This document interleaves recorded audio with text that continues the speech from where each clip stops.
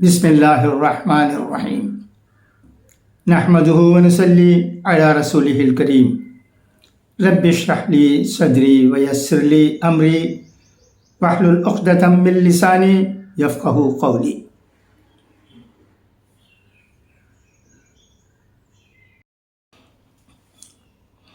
السلام علیکم ورحمۃ اللہ وبرکاتہ۔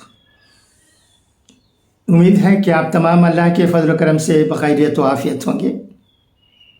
برادرم، HB حسن احمد صاحب آمبوری سے ایک خبر ملی ہے، اسے میں آپ کی جانکاری کے لیے پڑھتا ہوں، سنیے گا۔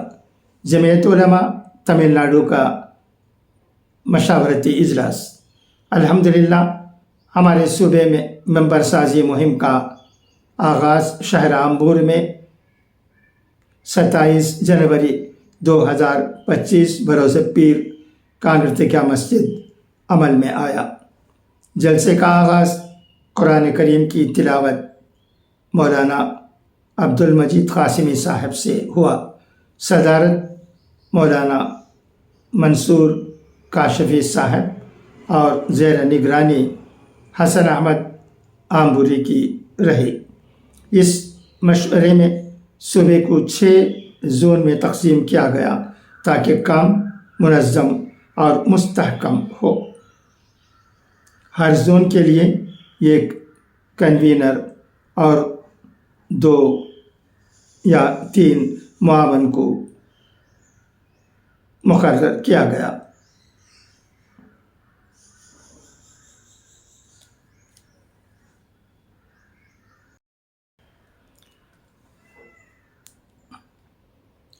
اردو پٹی کے لیے یہ پہلا اجلاس کا انعقاد ہوا۔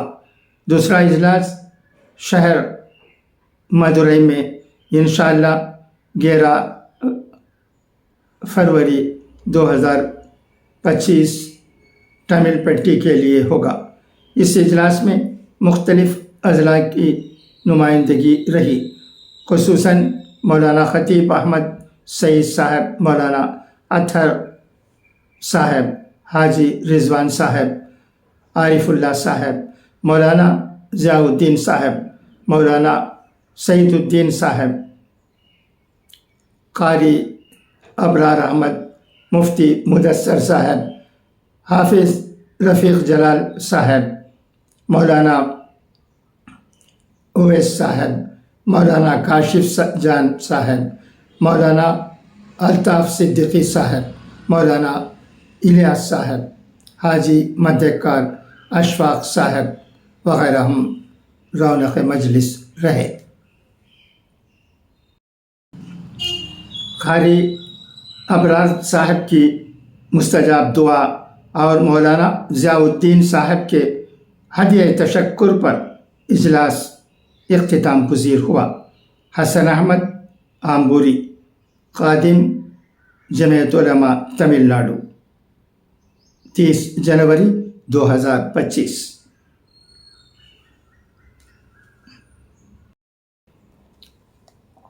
آپ کو یاد رہے کہ HB حسن احمد صاحب آمبوری تمل ناڈو جمعیت علماء کے جنرل سیکریٹری ہیں۔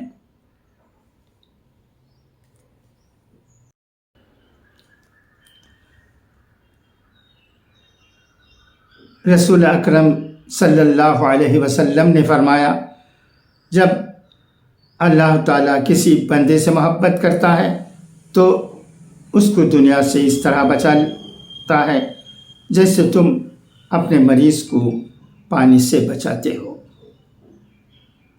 جو توبہ کرے وہ اپنے باپ آدم علیہ السلام سے مشابہت اختیار کرتا ہے، اور جو گناہ پر اصرار کرے اور تقدیر کا بہانہ بنائے وہ ابلیس سے مشابہت اختیار کرتا ہے۔ اچھا، تو اب اجازت، انشاءاللہ پھر ملاقات ہوگی۔ خدا حافظ، فی امان اللہ۔